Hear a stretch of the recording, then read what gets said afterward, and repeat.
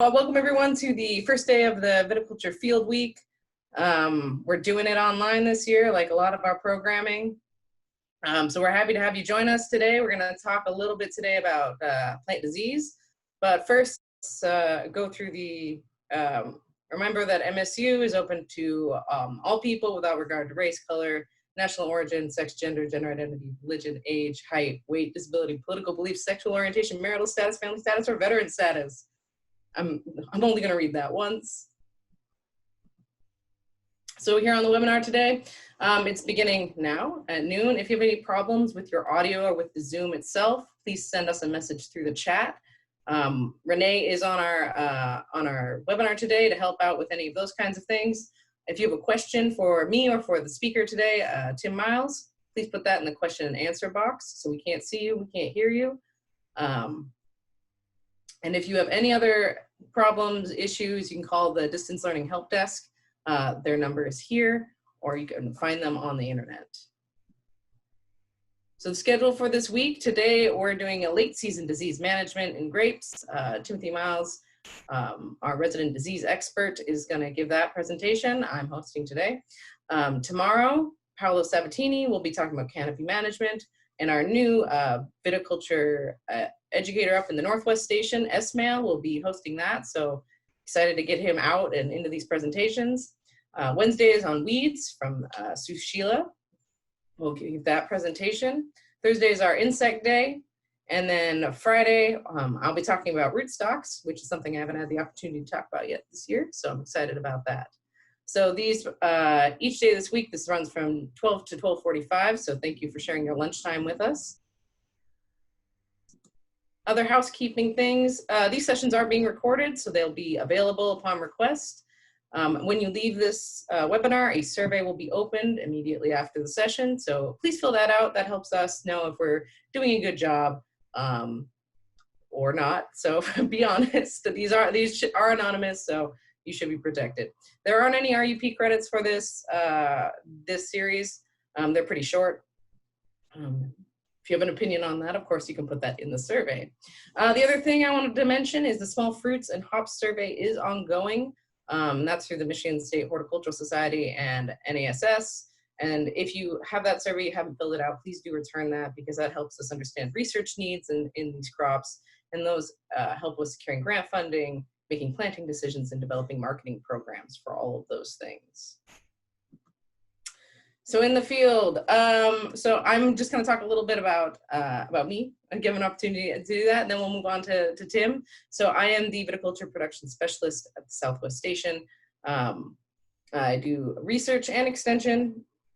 Currently, we had the Monday IPM meetings that we put on, and a lot of the other extension people, we work as a team for these. The grape kickoff and pre-bloom meetings and the post-harvest meetings, along with the viticulture virtual field days.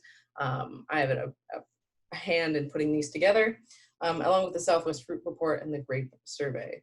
But with that, let's go to the field with Tim Miles. So Renee, if you want to share that.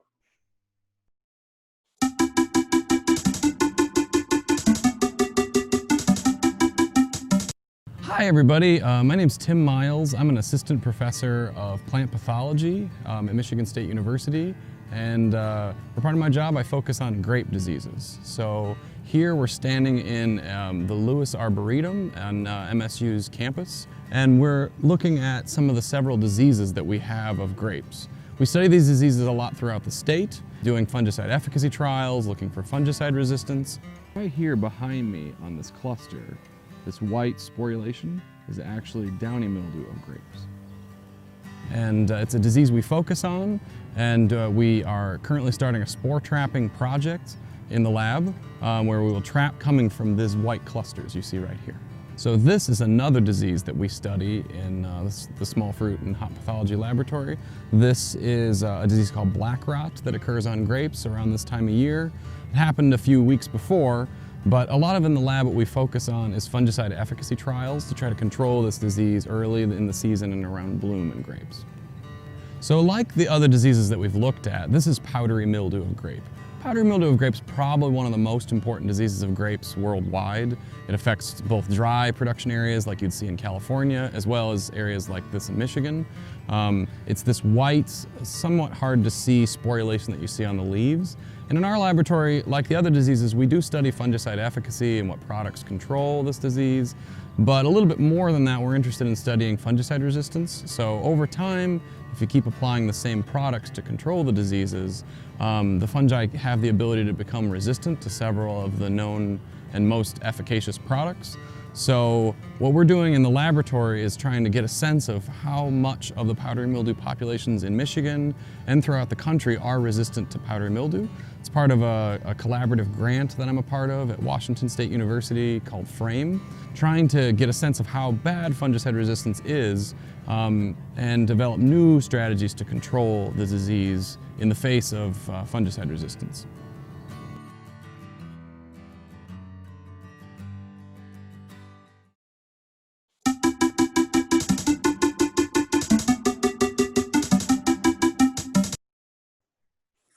Well, thanks for that.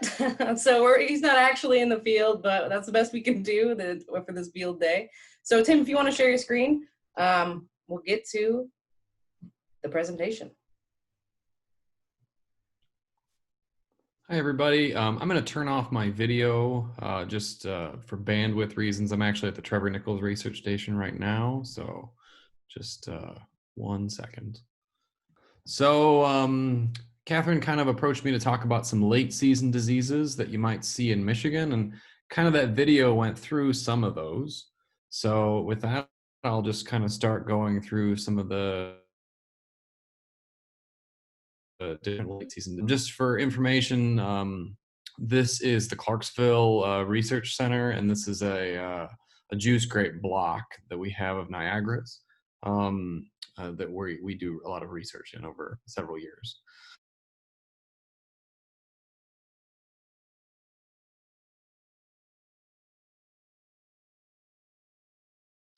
So this talk, so we'll talk about that. And then just want to kind of highlight a couple things we're up to at Michigan State right now, and some projects and things you might see data for in future meetings. But we're going to start just kind of going over some of the main diseases for late season to focus on. So late season diseases as a whole, things that you can actually manage and work on still are diseases like powdery mildew, because you get fruit rot infections, and I probably should change that from defoliation, but you can get foliar infections as well that can be problematic on fruit. Downy mildew, they're not controlled by powdery mildew applications, but you can get defoliation that occur as well. But now it's starting to the time when you might start thinking about botrytis bunch rot as we're around bunch closure. And as we get nearer to a raisin, botrytis becomes something people think about. And as Brix levels start to go up, sour rot can be an issue to consider. It's fungicide resistance is an issue in pretty much all 4 of these diseases, from being reported either in Michigan or in other neighboring states. Diseases that it might be a little bit too late to control for at this point are black rot and phomopsis. A lot of those control windows are early season or around bloom, so we're probably past most of that in Michigan at this point. Powdery mildew, it's a fungus. It gets its name for that powdery-like appearance on the leaves. Severely infected leaves can turn brown and fall off, and infected berries can get russety or scaly, and that can actually predispose them to other cluster rots that can happen. There are some cultivars that are resistant to powdery mildew, but sometimes we're not able to take advantage of that in grapes. Planting grapes in full sun with good air circulation can help on powdery. But in general, for this particular disease, we're really left with fungicides or some type of products to help control powdery, because it's quite a difficult disease to manage without them. And it's kind of a season-long problem in grapes. Downy mildew is sort of similar in the sense that it's sort of a season-long problem. It's a problem in the eastern US. So in Michigan, it can be a really important disease, especially when it's really humid and relatively hot. Probably the big thing, I'm not going to bore you with some of the things that are on this, but it's caused by Plasmopara viticula. It infects inflorescences, clusters, shoots, and leaves. Vitis vinifera or wine grapes are pretty susceptible to downy mildew. Probably the most important thing is this is a water-loving fungal-like organism that causes this, and it's really not a fungus, even though it looks and a lot like one. It really is controlled by entirely different products. So at this point, we're really kind of concerned about preventing this. So when you have, this was taken in mid September, and really you kind of want to prevent a lot of this, because if you're in an area that has a lot of winter damage, because we have another polar vortex or something, if you have a significant defoliation when you still have a lot of fruit around, it can actually lead to vine death. So it's an important thing, especially when you're in really cool areas, to prevent a lot of this defoliation. To me, this looks a lot like frost damage, but it actually is a pretty severe downy mildew infection. So at this point, it's probably too late to prevent cluster infections. So a lot of these happened fairly early. So if you see some of these in vineyards now, there's not a lot you can do to prevent this. Most of the infections occurred at bloom, and they're just kind of manifesting themselves a little bit later. It's probably too late to control the berry type of infection related to downy mildew. We're really focused on the foliar parts of this disease now. Some of the best products to control it are in these groups: Randman, Revus, Forum, Zampro, Tanos. Captan still plays a really vital role in suppressing downy mildew. Resistance has been widespread to some products, such as the FRAC 11, and people have also reported FRAC 40 resistance in other states. And we're really interested in seeing if that's true in Michigan. So I'll get to that later. Botrytis, probably something that people should really focus on at this point. Preventing excessive vine growth can help for botrytis, and managing water in a vineyard. But really with botrytis, you want to prevent berry damage. So either powdery mildew or birds or various insects will help limit botrytis development in clusters. Varieties that ripen really early and hang around on the vine for a long time and often split are pretty susceptible to botrytis. There's a variety we work with, it's a hybrid called Aurora, and it splits fairly regularly, and it does get a fair bit of botrytis because of that. Canopy management is also very helpful, getting more airflow.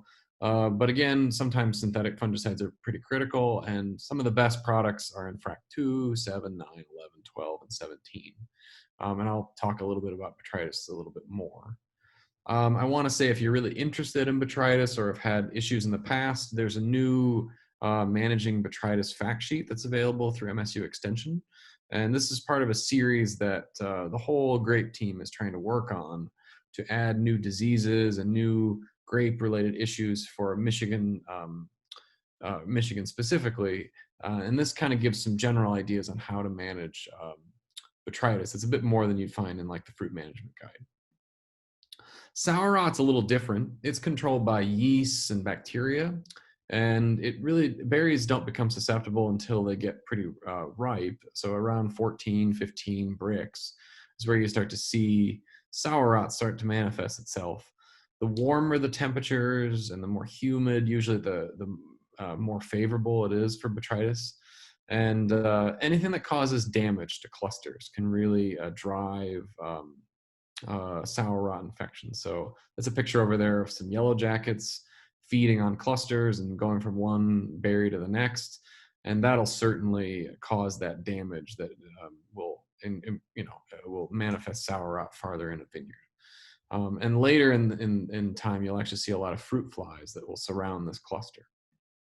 So we did a trial a few years ago for sour rot control in Berrien Springs. And what we found is that this is a sterilant called Fracture with new film. This is a sticker sprayed with an insecticide, really dramatically reduced the amount of sour rot. So it was almost 70% incidence here. It was with a nice program of fungicides. It was about 30%. And then when we started to do this sterilant with the insecticide, it really helped control sour rot development. So we were thinking, well, the insecticide must be pretty important here. And some work at Cornell sort of found something similar. They found oxidate and fracture seemed to be somewhat effective, but they were really important when they were applied with an insecticide. And this is just a summary of their results. But one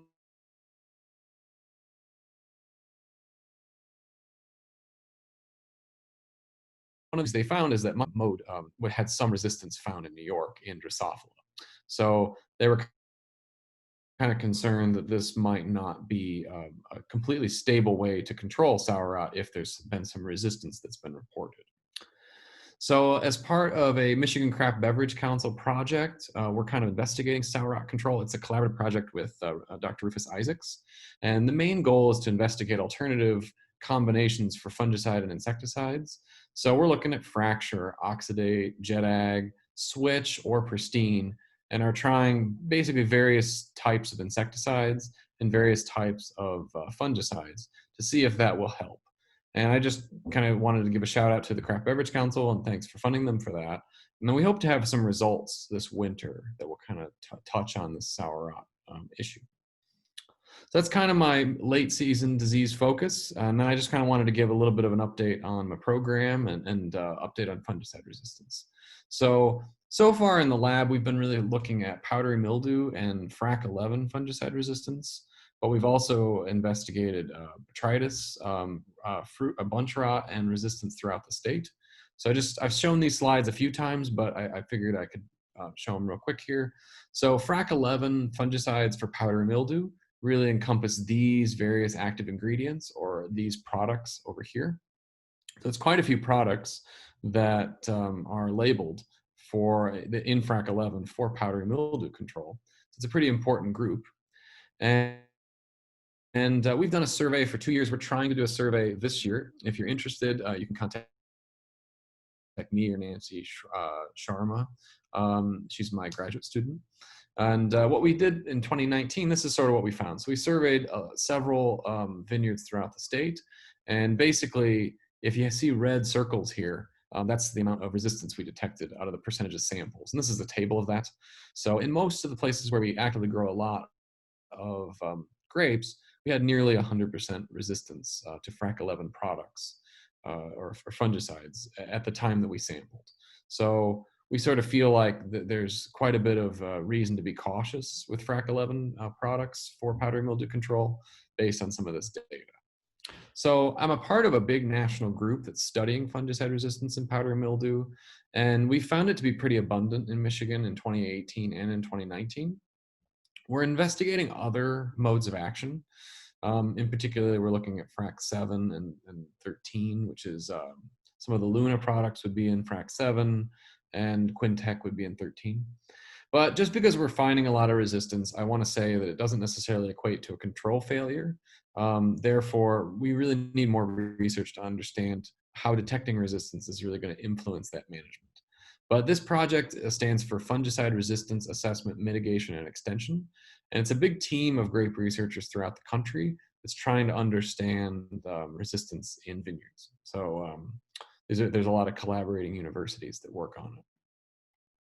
So far, one of our outputs is this decision tree, which I think has been pretty helpful. And essentially, if you have had control problems with powdery mildew in the past, you kind of go to this part of the decision tree, yes or no.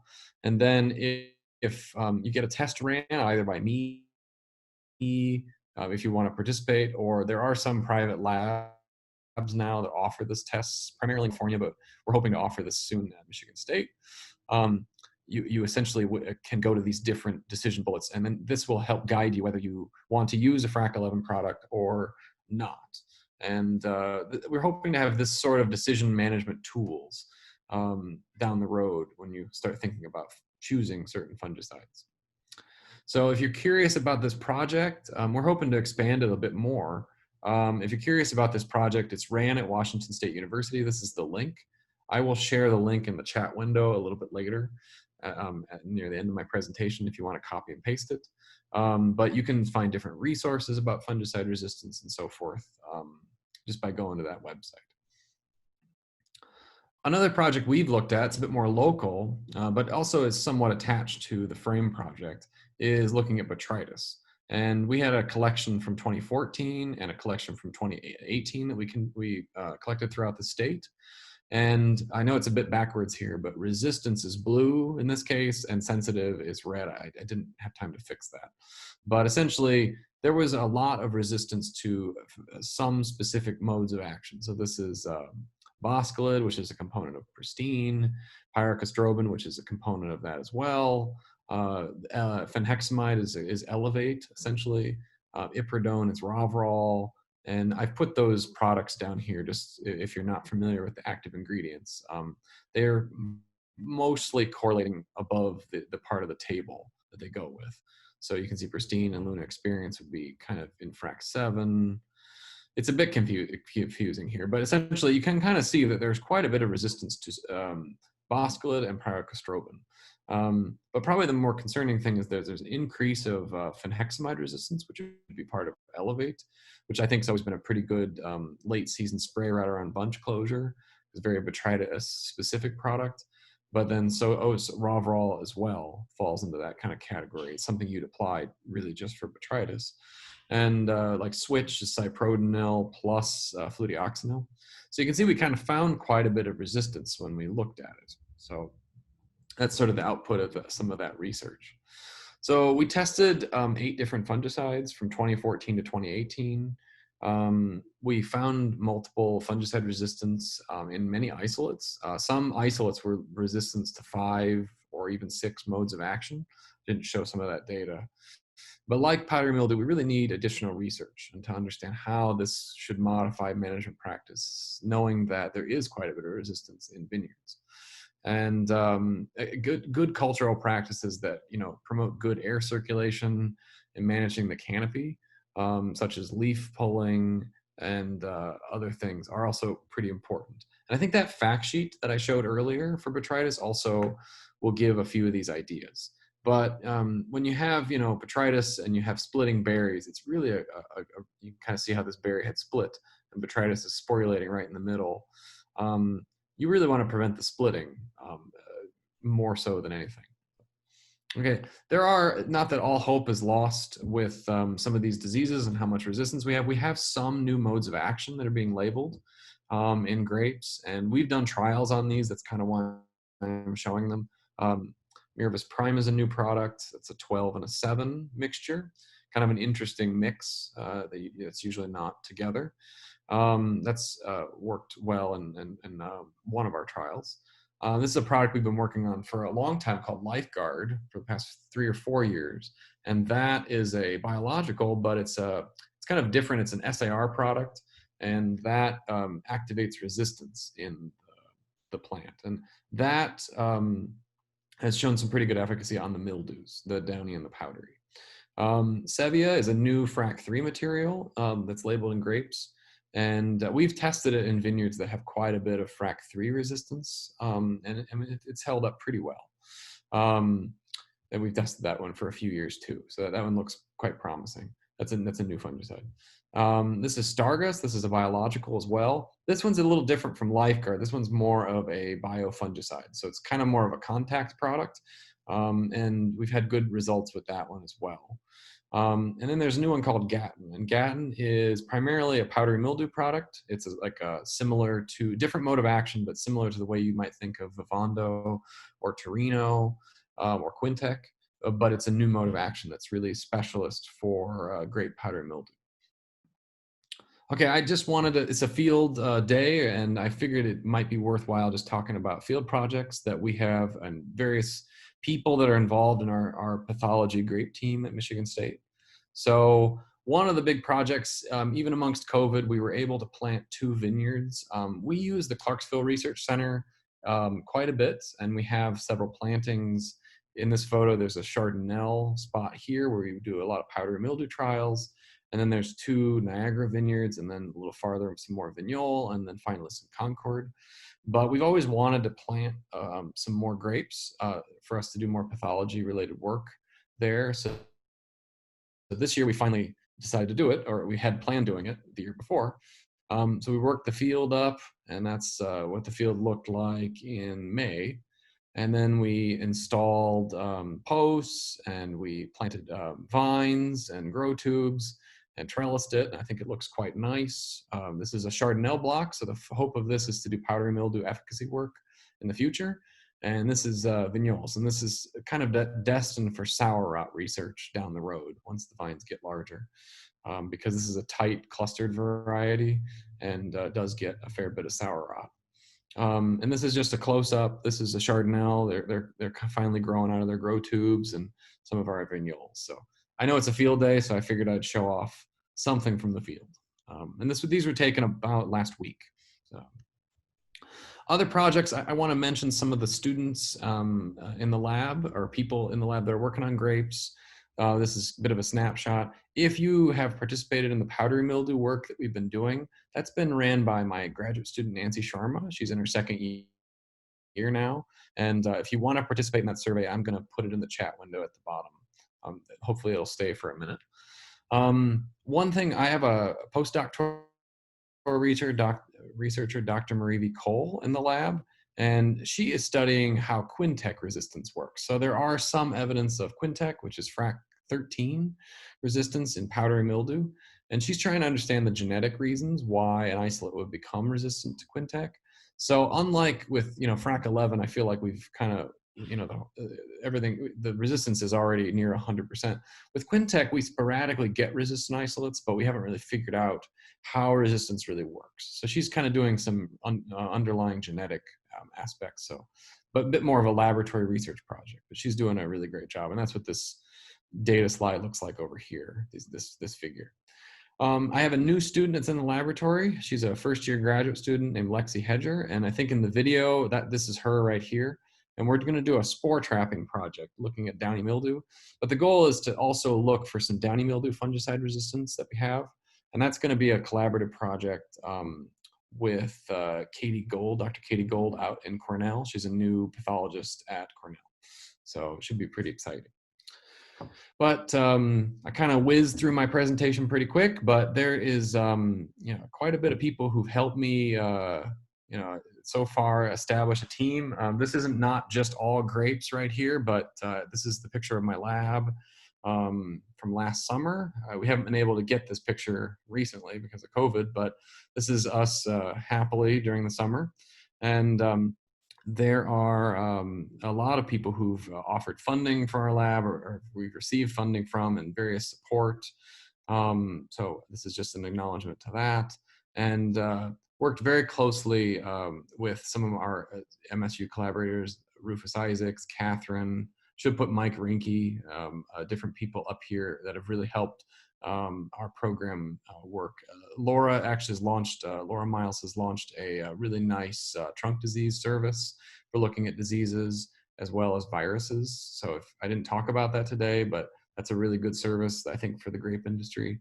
And then we also have a lot of external collaborators as well. So with that, I can take a couple questions, and I'm going to paste those links into the chat window, if that's all right with everybody. Sounds good, Tim. Thank you so much for your presentation. I think a really good overview of late season diseases, as well as what you're doing with them and with other diseases. So I don't see any questions in the question and answer. If anyone does have a question, please put it in there for sure.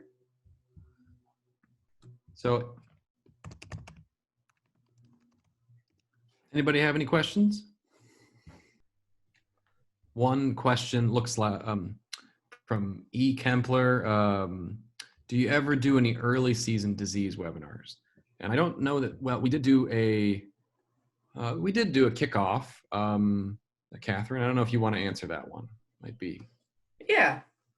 So we usually, well, at least this year we did the grape kickoff. That was in late April, and then also a pre-bloom meeting. And so Tim did talk about both of those early season diseases. We do have recordings for both of those that are available. So I can give the link to that and put that in the chat, and then you can go back and look at those if you'd like. A lot of that information is relevant year to year. Yeah. Yeah, I think that one it was done by my graduate student Nancy Sharma. So she's kind of took a little spin on some of my slides that I've shown before. But if you have any questions, or feel free to reach out.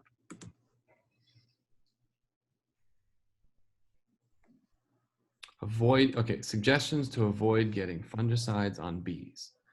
Well, this is an active area of research. I think within Michigan State, at least, there's been quite a bit of research into, anyway, UC California or UC A&R has a nice website if you're curious about specific modes of action that you can look for data on. And again, I'm not an entomologist here, but you might want to bring that question up with Rufus, but when he talks on Thursday.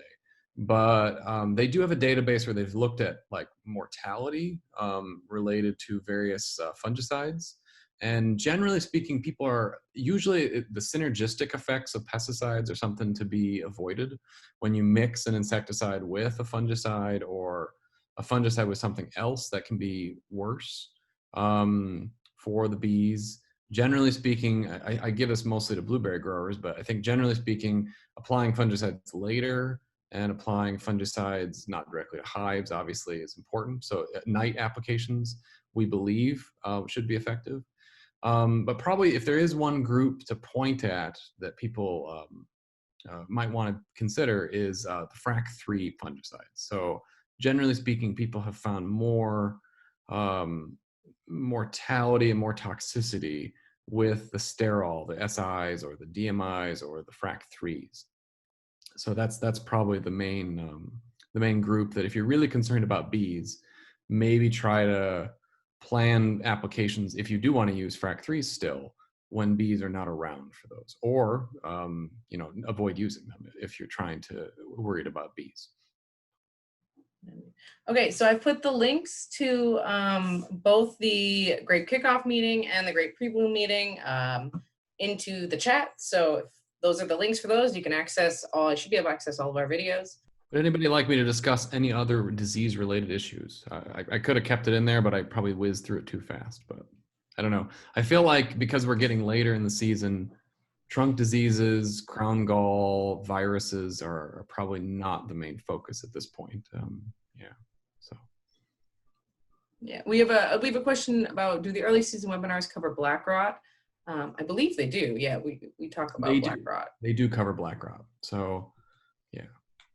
Some of the EBDC products like Manzate and early applications of that. Dormant sprays are pretty helpful to control black rot.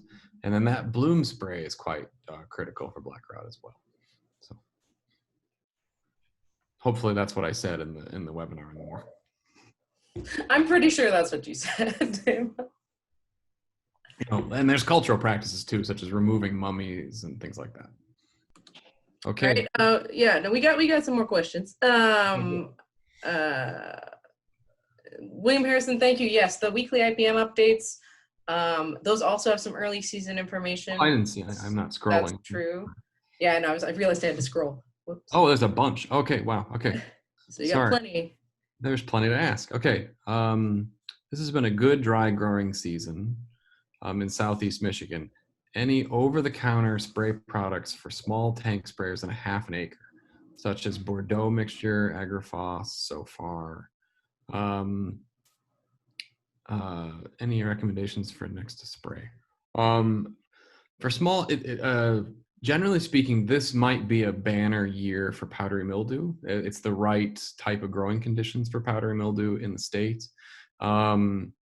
It's been fairly warm most summer, and it's been fairly dry. So we're kind of in a West Coast sort of climate at the moment. I mean, drier than normal, and it's been fairly warm. So probably the best products, if it's truly a vinifera planting, you could probably go with things like sulfur. The problem would be is if it's a hybrid, you might want to worry about phytotoxicity related to that. Some of the phosphorus acid products have their place and do work on powdery, but there's not a lot of over-the-counter. Most of everything I talked about wasn't really over-the-counter. that was mostly commercial applicator license, per se. Okay. Okay, next one. I think you talked about just because you find resistance, it doesn't always equate to control failure. Does that mean that vines don't really need a fungicide anyway? I mean, technically, it might be, I wouldn't say you wouldn't need a fungicide at all, but if you feel like you don't necessarily need some of the control that you're getting, I would recommend stretching windows. If you feel like you have seen almost no disease and over years, and you feel like you're not really in a big infection window, over time, I don't think it's bad to, back off a little bit on fungicides if you don't really have much disease that you're seeing. But I wouldn't do that across my whole vineyard at first. If you've been using products and you've never seen disease, I think it's okay to see if you can stretch windows a little bit farther. But you don't want to totally just change your management program mid-season, I think. Okay, next one. Should we avoid use of FRAC 11 for powdery? There's a lot of resistance in the state. So if you've had management issues with powdery in the past, and I've maybe been out to sample and things like that, I would really consider maybe letting it have a break for a year if you've had a lot of failure problems. If you haven't had failure, then you probably can still keep using them, but critical periods like bloom, I might not use a FRAC 11. Immunox for black rot. Let me get back to you on that one. What is a FRAC?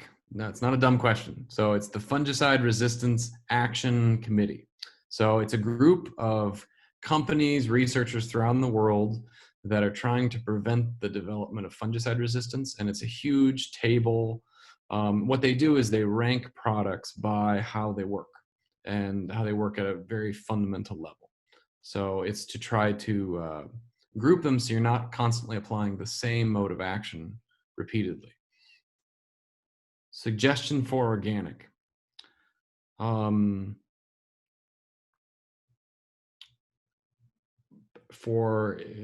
have to be more specific, but if you mean like what organic fungicides might work in a Michigan climate, I would say some of those recent products that I showed at the end there, like Stargus, Lifeguard, really have shown pretty good efficacy in our trials. But they've mostly been on the mildews, I would say. Mildews are controllable with those products. I worry about botrytis, but possibly with an early harvest and really good canopy management control, that could be taken care of. So, but I would say the easier organic products are to control. I mean, the organic products work better on some of the mildews. Experience with using spraying oils to manage powdery mildew. Yep, oils have a place too. I should have probably said that when I talked about organic. Again, the mildews are probably the easier ones to manage, and sometimes oils can work if it's applied preventatively before an infection window. Mark says, remind them about downy mildew. Yep, good comment, Mark. Downy mildew is one of these diseases, it seems like in Michigan, especially in the southwest part of the state where it's quite humid, but even in the northwest, it happens. And it seems like people forget to apply products for downy mildew, sometimes because they're controlled by an entirely different mode of action. And it can kind of flare up fairly fast. I'm not saying that you need to control downy mildew as much or as long as you do for powdery mildew. Powdery mildew is kind of a season-long controlling process, but a few applications for downy mildew are really helpful. Maybe products like Tanos, which have a little bit of a dual mandate, or sometimes these oils or some of the biologicals can get after both powdery and for downy mildew. But I guess don't forget about downy mildew. Once I received a frat group chart from Annemiek, had a previous field day a few years ago. Do you know if there's a currently location to find an updated version? Probably the fruit management guide is the best place to get that updated information. We try to keep that the most updated. We update that annually. That's a commitment from the whole fruit team for going after that. So That's the easiest way to get it. I don't always like to put it in extension bulletins. Some MSUE articles will have it, but for certain diseases. But the fruit management guide is where that comprehensive list is. What differing advice about the use of sulfur in high temperature and in late season? Sulfur can cause phytotoxicity at really high temperatures. But later in the season, leaves are a bit more expanded and fully developed. So the threshold for how much they shouldn't experience as much phyto as they would have earlier in the season. So around bloom, their grapes are highly sensitive to sulfur. That said, I would not use sulfur on any kind of juice grape. But if you're talking hybrids and you have experience with sulfur, it's worth a try. In vinifera, it's commonly used. And I would say that as plants are more developed, they're more resistant to phyto. Pristine is an over-the-counter product as a tree fruit spray. Okay, thanks, Mark. Didn't know that. Not sure what I want to say about that. Over a season, how many different groups of fungicide is recommended? It depends on your conditions. Juice grape growers might apply only 6 products per whole season for fungicides. But even in Michigan, you might have 10 or 11 products that are applied season long in a wine grape scenario. It really depends. And it depends on what you're counting to. Are you counting dormant sprays into that management and things like that? So wineries don't like late season sulfur applications. Yeah, I'm familiar with that. That's kind of a debated topic among the pathology community with that, but I understand the reasoning for that is the winemaking process. But I think some of the logic behind that's not totally finalized, but I recognize that there's an issue of using late season sulfur from a wine standpoint. So I kind of blew through those questions. Perfect, Tim, because it's 12:45. I'm glad we had so many questions. Well, I'm glad I learned to scroll down. I'm sorry.